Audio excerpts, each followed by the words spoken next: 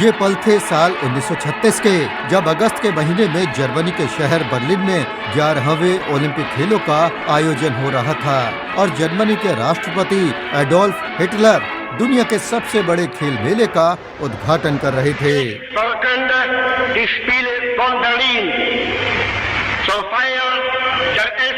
तब कौन जानता था कि उनकी एक फरमाइश एक भारतीय हॉकी कप्तान को इतिहास के पन्नों में हमेशा के लिए दर्ज करा देगी। वो थे तब ओलंपिक में भाग ले रही भारतीय हॉकी टीम के कप्तान ध्यानचंद, जिन्हें तब सारा भारत प्यार से मेजर ध्यानचंद और पूरी दुनिया हॉकी के जादूगर के नाम से जानती थी।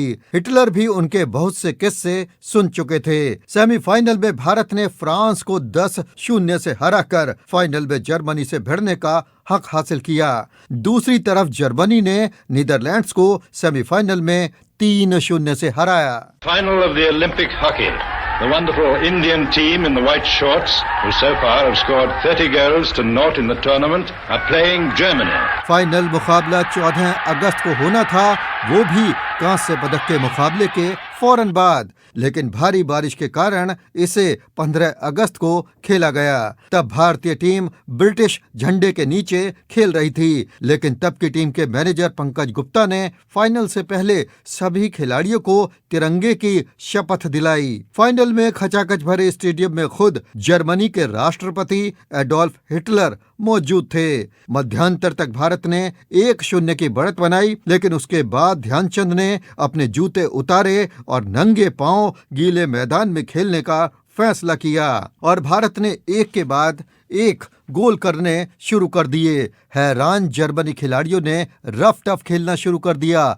नतीजा, एक खिलाड़ी के स्टिक से ध्यानचंद का दांत टूट गया। ध्यानचंद थोड़ी देर के लिए मैदान से वापस गए, लेकिन लौटने के बाद उन्होंने अपने साथियों से कहा कि जर्मन खिलाड़ियों को इसका सबक सिखाया जाए, उनके गोल पोस्ट में जाया जाए लेकिन गोल ना किए जाएं। इससे जर्मनी खिलाड़ियों की बौखलाहट और बढ़ गई और हिटलर से अपने खिलाड़ियों की ऐसी बेबसी देखी नहीं गई और वो स्टेडियम छोड़ गए। भारत ने फाइनल 8-1 से जीता। ध्यानचंद ने इसमें 3 गोल किए। India 8, Germany 1. अब सुनते हैं आखिरकार हिटलर की वो कौन सी फरमाइश थी जिसे ध्यानचंद ने बेहद विनम्रता से ठुकरा दिया, और उसे सुनाने के लिए खुद ध्यानचंद की हमसफर जानकी ध्यानचंद से बेहतर कौन हो सकता है। हिटलर का जमाना था जब देखा इन्होंने चारों तरफ अपने अपने झंडों में खड़े थे प्लेयर लोग। अब इंडिया की टीम जो थी हमारी ऐसी खड़ी हुई थी, इन्हें बड़ा दुख महसूस हुआ कि हम लोगों की ये दशा है। फिर बेटा जब ये उतरे ग्राउंड में लगातार 21-22 गोल कर दिए। हिटलर ऊपर से उतर के नीचे आया, हाथ मिलाया, वो ध्यानचंद। वहीं तभी से नाम इनका ध्यानचंद हो गया। वो ध्यानचंद, जैसे चंद्रमा चमकता है ऐसा तुम्हारा नाम चमकेगा, तुम्हें सबसे बड़ा ऑफिसर बना देंगे और ध्यानचंद आप यहाँ सर्विस करो। नहीं साहब, मैं सर्विस नहीं कर, मैंने इंडिया का नमक खाया, पैदा हुआ हूँ, इंडिया में रहूंगा मैं। ठुकरा दिया। ध्यानचंद का जन्म 29 अगस्त 1905 में इलाहाबाद में हुआ। उनके पिता का नाम सोमेश्वर सिंह और माता का नाम श्रद्धा सिंह था। उनके पिता ब्रिटिश आर्मी में थे और वो आर्मी में ही हॉकी खेलते थे। ध्यानचंद के 2 भाई मूल सिंह और रूप सिंह थे। रूप सिंह ने भी भारतीय हॉकी में अपना अहम योगदान देते हुए खूब नाम कमाया। ब्रिटिश आर्मी में रहने के कारण ध्यानचंद के पिता एक शहर से दूसरे शहर में जाते रहे। अंततः उत्तर प्रदेश के झांसी शहर में उनका स्थायी निवास बना। खुद ध्यानचंद केवल 16 साल की उम्र में इंडियन आर्मी का हिस्सा बने। उनका नाम ध्यानचंद चांदनी रात में हॉकी का अभ्यास करने के कारण पड़ा। जानकी ध्यानचंद जो आज हमारे बीच नहीं हैं, उन्होंने खुद ये राज खोला था। उनको कुदरती शौक था, भगवान ने कुछ कुदरती लगन दी थी उनको। उन्होंने एक इमली का पेड़ जो होता है जो टूटती नहीं है इमली, उसको 2 दिन पत्थर के नीचे दबा के रखा मोड़ के, वो टेढ़ी हो गई। और ये चांदनी रात में जाते थे मैदान में, वहाँ पत्थर रख के आते थे और इधर से शॉट मारते थे, तो मतलब वो पत्थर ही पे निशाना इनका लगता था, चुपता नहीं था। वही 14 साल की उम्र से फिर ये आर्मी में चले गए। वो जाते विदेश थे तो जरूर दुख तो होता है, लेकिन साथ में खुशी भी होती है। अच्छा है, हमारी भारत का नाम रोशन करेंगे। ऐसा कोई प्लेयर खिलाड़ी भी तो होना चाहिए ना। साथ में उनके भाई रूप सिंह खुद ही बाएं हाथ थे। जितने गोल इन्होंने मारे उतने ही रूप सिंह ने मारे थे। ये है कि इनके ज्यादा गोल हो गए। परंपरा में और हमारी हॉकी, हमारे सारे माने खानदान में हॉकी का खून है। खानदान में परंपरा बनी हॉकी और इसे बखूबी आगे बढ़ाया उनके सुपुत्र अशोक कुमार ने, जिनके गोल की मदद से भारत ने साल 1975 में बैंकॉक में आयोजित विश्व कप के फाइनल में पाकिस्तान को हराकर पहली बार विश्व चैंपियन बनने का श्रेय हासिल किया। दोबारा रिबाउंड होकर अशोक बड़े फिलिप्स ने गेंद एक हाथ से ली, फिलिप्स गोल के पास बिल्कुल, और अशोक ने गेंद गोल में, लेकिन गोल नहीं हुआ, ऑफसाइड। गोल क्योंकि अंपायर ने एक हाथ से इशारा किया। भारत 2-1 से आगे। अशोक कुमार भी हिटलर और ध्यानचंद के बीच हुई बातचीत को बेहद अहम मानते हुए ध्यानचंद की कुछ खूबियों को गिनाते हैं। हिटलर जो है तानाशाह शासक के रूप में जाना जाता रहा है, जिसने कितने कत्ल करवाए, कितने लोगों को मरवाया। लेकिन दूसरी तरफ जब हॉकी और एक जेसी ओवेंस एथलीट का नाम आता है तो उसमें हिटलर का नाम भी जुड़ा है। ये दो नाम ऐसे हैं जो हिटलर के एक दूसरे रूप को दर्शाते हैं कि वो तानाशाह ही नहीं था बल्कि एक खेल प्रेमी भी रहा होगा और था, और जिसकी बदौलत जेसी ओवेंस चाहे उसने उस नफरत की निगाह से देखा लेकिन उसने उसको अप्रिशिएट किया। और ध्यानचंद से तो बातें हुई उनकी और उनको ऑफर भी किया कि जर्मन में मैं उनको रख लूंगा, कर दूंगा अच्छी पोस्ट पर, जबकि मेरे पिताजी उस टाइम लांस नायक थे 1936 में। लेकिन उनका जवाब ये था कि नहीं, मेरा मुल्क है। तो ऐसे भी लोग पैदा हुए, उनके लिए पैसा ही नहीं देश की इज्जत सबसे बड़ी सर्वोप्रिय होती है, सर्वोपरि थी। और ध्यानचंद ही नहीं, उनके साथ के सभी खिलाड़ी जितने थे, अगर ध्यानचंद को वो इतना सहयोग ना देते खेल में तो ध्यानचंद नहीं बनते। ये मेरे कान से सुने लफ्ज हैं कि ध्यानचंद आप इतने जादूगर, इतने बड़े प्लेयर कैसे बन गए। उन्होंने यही कहा कि अगर मेरे साथ के खिलाड़ी मुझे अच्छी पास नहीं देते, अच्छी बॉल नहीं देते, अच्छे गोल करने के मौके नहीं देते तो मैं ध्यानचंद नहीं बन पाता। ये उनका सहयोग था जो उनके साथ खेलते थे। उन्होंने कभी उन खिलाड़ियों ने अपने आप को ध्यानचंद बनने की जरूरत नहीं समझी, बल्कि जो अच्छा डिजर्विंग प्लेयर था उसको पूरा सहयोग दिया, जिसके बाद आज ध्यानचंद एक अमर नाम हॉकी में हो चुका है। बल्कि हॉकी का मैं उसको पर्यायवाची शब्द कहूं तो बुरी बात ना होगी कि ध्यानचंद और हॉकी दो एक साथ जुड़ गए हैं। ध्यानचंद और हॉकी एक दूसरे से जुड़े। उनके बारे में किस्सा मशहूर हुआ कि गेंद उनके स्टिक से चिपक जाती थी। कई बार विदेशों में उनकी स्टिक को तुड़वाया भी गया। लेकिन क्या वाकई ऐसा था? साल 1948 के लंदन और 1952 के हेलसिंकी ओलंपिक्स में स्वर्ण पदक जीतने वाली टीम के सदस्य रहे कमांडर नंदी सिंह ने एक बार खास बातचीत में उनके बारे में कुछ अलग ही बताया। नंदी सिंह आज हमारे बीच नहीं हैं। वेल, उनका तो कहना ही क्या था, वैसा प्लेयर तो मेरा ख्याल 1000 साल में एक दफा किसी मुल्क में आता है, तो वो उन प्लेयरों में से एक है। और उनकी तो मैं तो उनको देखा खेलते हुए जब वो खेल चुके थे। मैं 44 में उनके अगेंस्ट खेला, फिर 45 में उनके साथ भी खेला, फिर वो सर्विसेज में होने की वजह से उनकी कोचिंग के नीचे भी मैं आया, उन्होंने कोचिंग भी की। तो उनका जो अब दुनिया कहती है जी उनके हॉकी के साथ बॉल जो है चिपक जाता था। वो एक ऐसे प्लेयर थे जो कि बॉल को अपने पास रखते ही नहीं थे। ये गलत ख्याल है कि वो बहुत ड्रिबलिंग करते थे। वो बिल्कुल ड्रिबल नहीं करते थे, वो एकदम पास देते थे, सही पास देते थे और एक इंच का मिना हुआ पास देते थे, जो कि आगे जिसको देना है पास, जिसको रिसीव करना है उसको कोई तकलीफ ना हो, उसके राइट फुट के सामने बॉल खड़ा हो और वो आगे लेके भागे। उनकी जो काबिलियत थी वो सबसे अच्छी वो थी गोल स्कोरिंग। किसी भी एंगल से वो गोल स्कोर कर सकते थे, कहीं भी हो। उन्होंने बॉल जो है वो जैसा ऐसे है कि जो दो पोल हैं उनके दिमाग में गड़े हुए और उनके बीच में से बॉल जाना है। तो ये थी उनकी स्कोरिंग पावर बहुत ही अच्छी थी। उनकी स्कोरिंग पावर के मुरीद रहे कमांडर नंदी सिंह तो आज भारत में नेहरू हॉकी सोसाइटी की भी विशेष पहचान है। पुरुष, महिला, जूनियर और कॉलेज स्तर के सबसे ज्यादा हॉकी के टूर्नामेंट यही संस्था कराती है। इसके संस्थापक सदस्यों में रहे शिव कुमार वर्मा ने ध्यानचंद को सम्मान देते हुए एक बार ऐसी बात कही जो आज भी अपना महत्व रखती है। शिव कुमार वर्मा भी आज हमारे बीच नहीं हैं। मुझे किसी ने ये बात कही है और जहां मैं इस बात को मानता हूं कि पार्टीशन से पहले सन 47 में जबकि इंडिया और पाकिस्तान बने, उससे पहले मुझे ये बतलाया गया है कि विदेशों में देश की पहचान सिर्फ दो आदमियों से जुड़ी हुई थी, एक महात्मा गांधी और दूसरे ध्यानचंद, या हॉकी कहिए। देश की पहचान हॉकी से जुड़ी हुई थी। तो ये बात तो बिल्कुल सही है कि हॉकी ने जो इस देश को दिया वो बहुत कुछ दिया और उसका कोई मुकाबला नहीं किया जा सकता। शिव कुमार वर्मा ने बात की भारत के विभाजन से पहले की, तो विभाजन के बाद भी ध्यानचंद का जलवा दुनिया में कम नहीं हुआ। उनसे जुड़ा किस्सा बड़े दिलचस्प अंदाज में हमें सुनाया था हॉकी और फुटबॉल के खिलाड़ी और अंतर्राष्ट्रीय अंपायर रेफरी रहे केजी कक्कड़ ने। वो भी आज हमारे बीच नहीं हैं। देखिए, मैं उन व्यक्तियों में से हूँ जिन्हें ध्यानचंद को खेलते हुए देखा। 1948 में जबकि भारत की टीम ओलंपिक का टाइटल जीत के आई तो नेशनल स्टेडियम में एक मैच हुआ, the Olympic winners Indian hockey federation versus the rest of India. Dhyan Chand rest of India की तरफ से खेले और वो शायद उनका आखिरी मैच था। उसके बाद दादा के साथ मेरे बड़े गहरे संबंध रहे और सबसे बड़ी ये बात है कि आप जानते हैं कि अफगानिस्तान में अगस्त के महीने में जश्न आज़ादी मनाया जाता है। मुझे 2 दफा मौका मिला कि मैं उस जश्न में शामिल हूँ।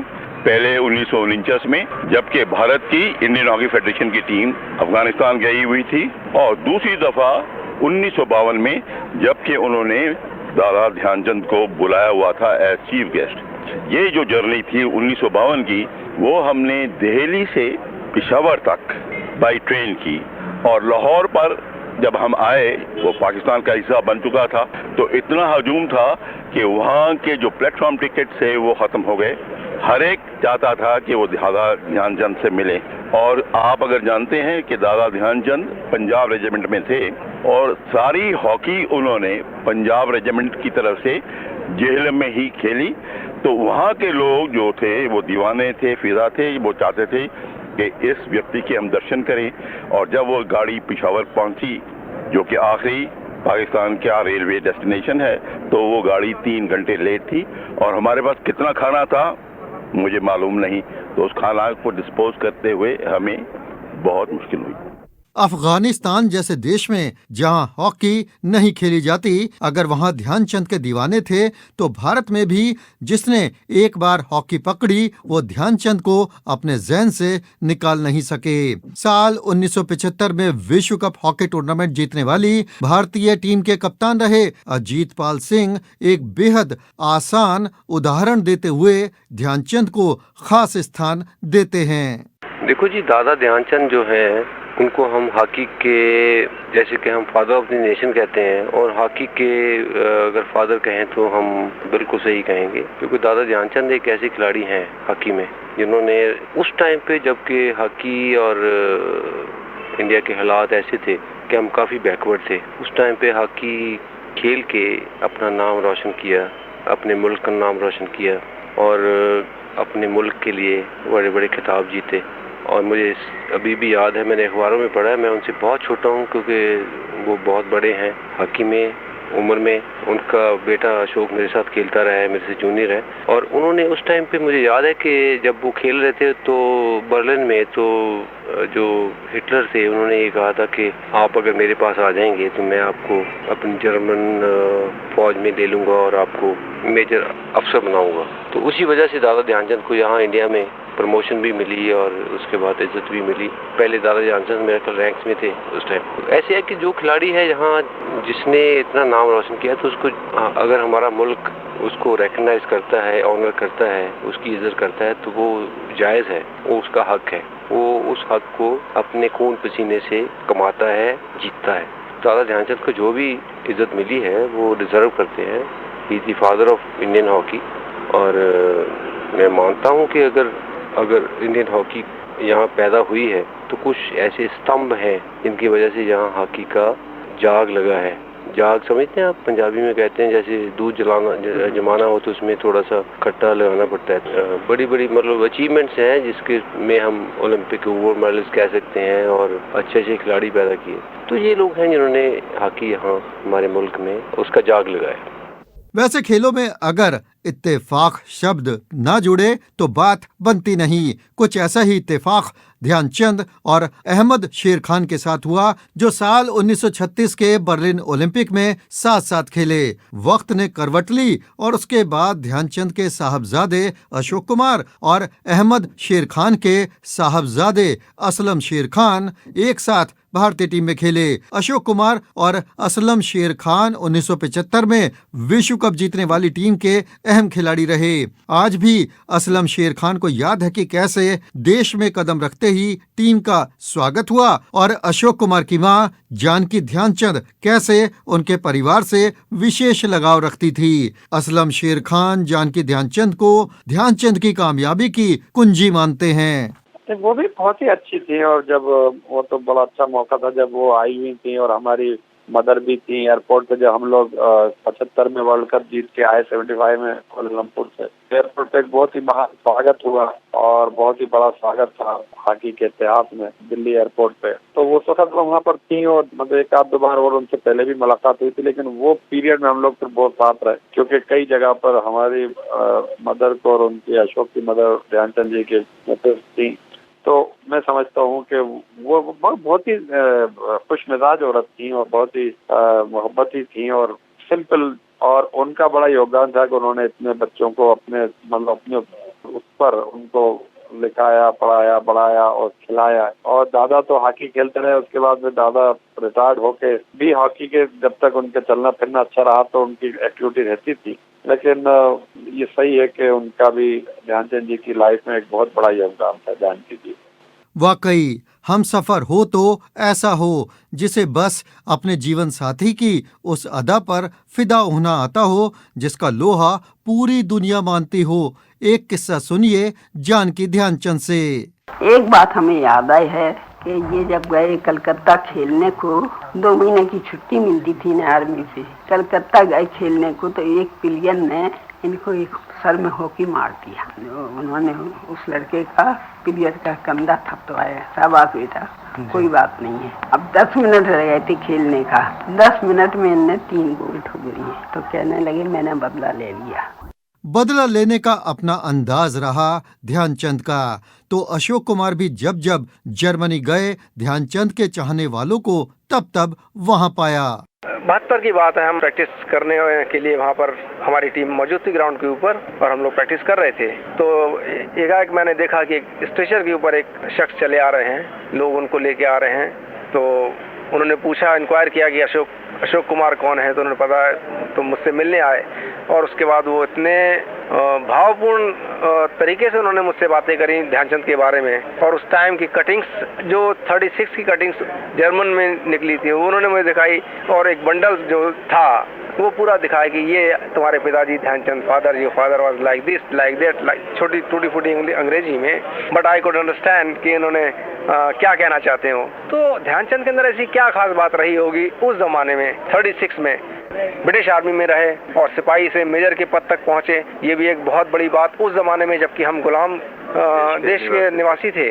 लेकिन उन्होंने भी उतनी महत्ता दी उनको कि एक मामूली सिपाही को उन्होंने एक मेजर का ऑनरी मेजर का पद दिया, जो कि आज के ज़माने में समझता कि मुमकिन नहीं है, किसी भी हमारे अपने देश में ये चीज़ मुमकिन नहीं है। तो ऐसी बातें होती रही उनके साथ।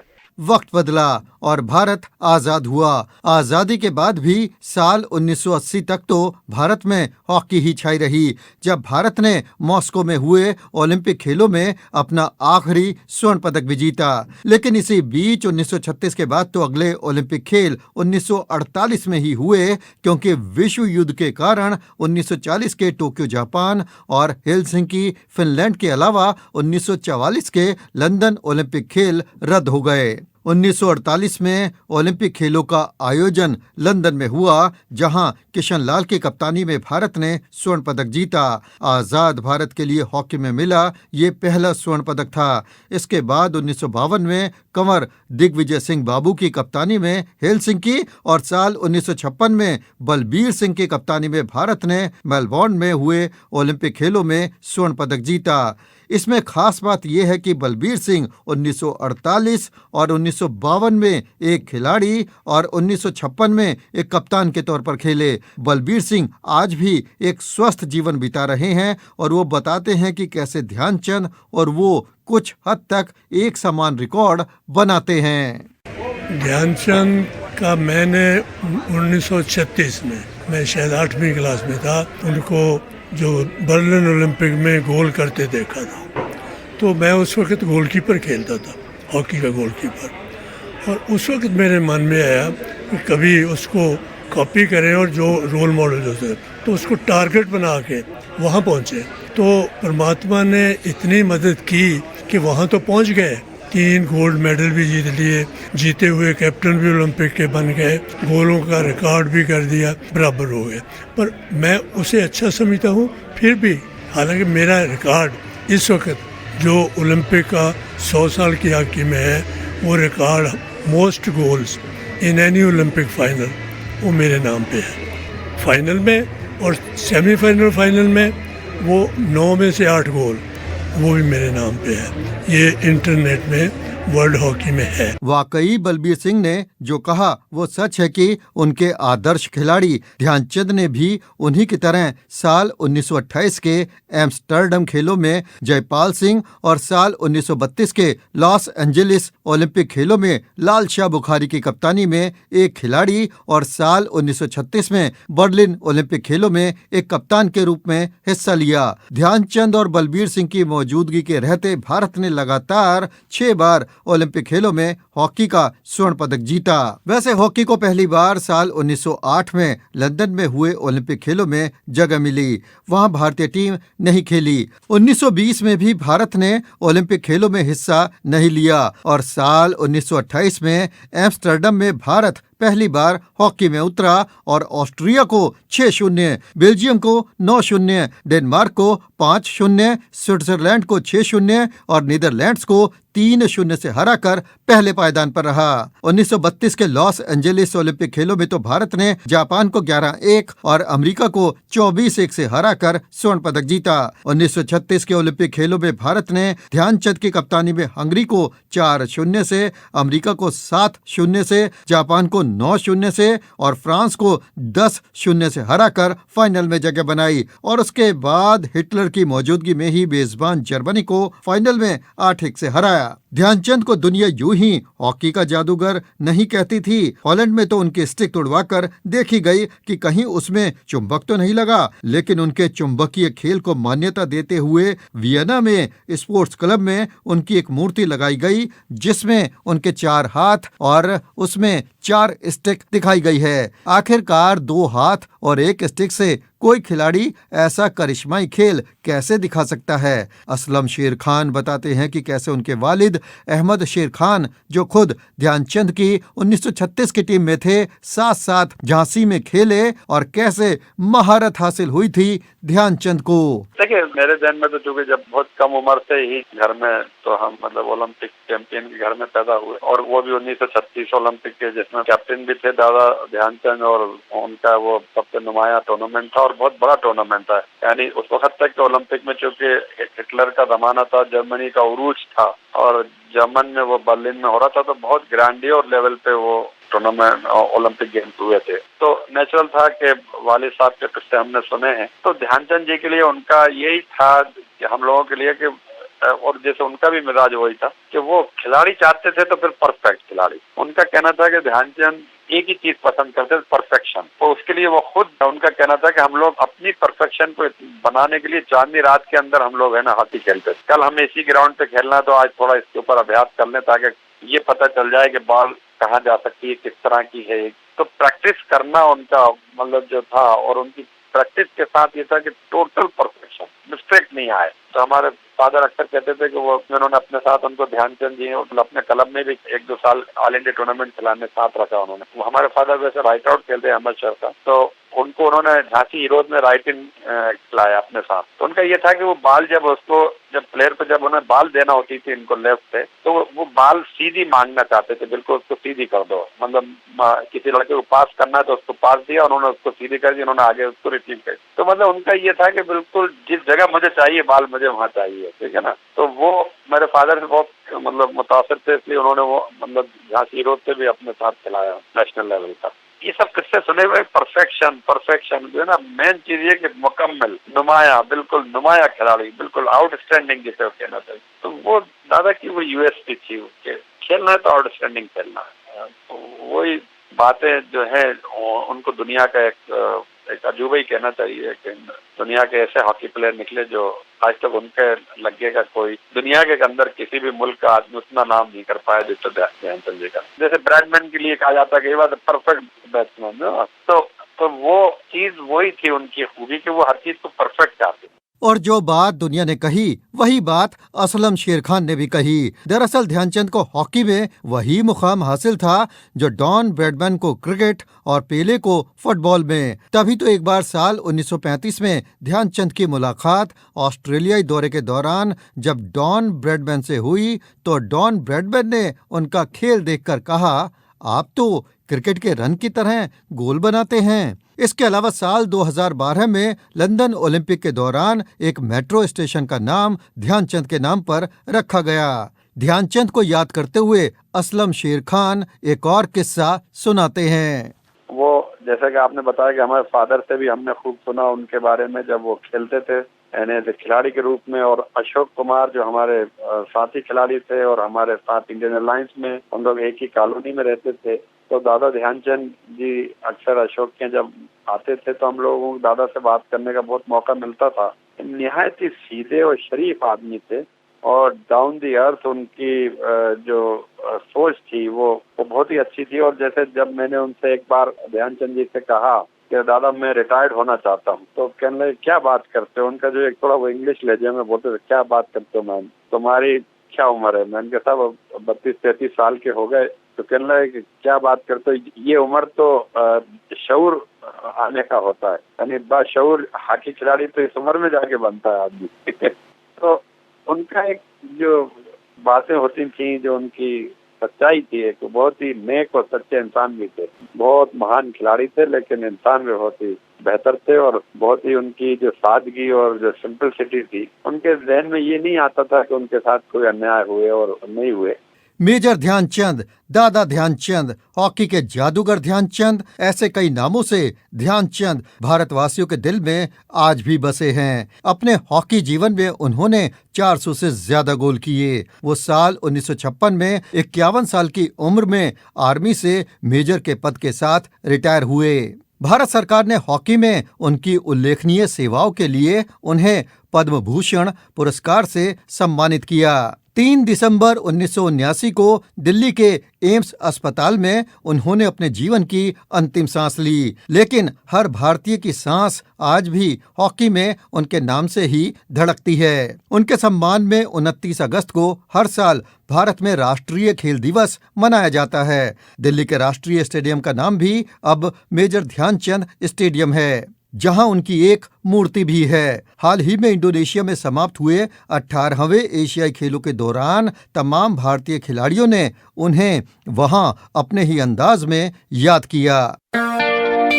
दादा ध्यानचंद जैसे खिलाड़ी सालों में नहीं वरन शताब्दियों में एक ही बार पैदा होते हैं। शायद इसीलिए उन्हें आम खिलाड़ी नहीं जादूगर कहा जाता है। और जादूगर सैकड़ों हजारों में नहीं होते। दादा ध्यानचंद भी एक ही थे, एक ही ध्यानचंद, और एक ही रहेंगे मेजर ध्यानचंद।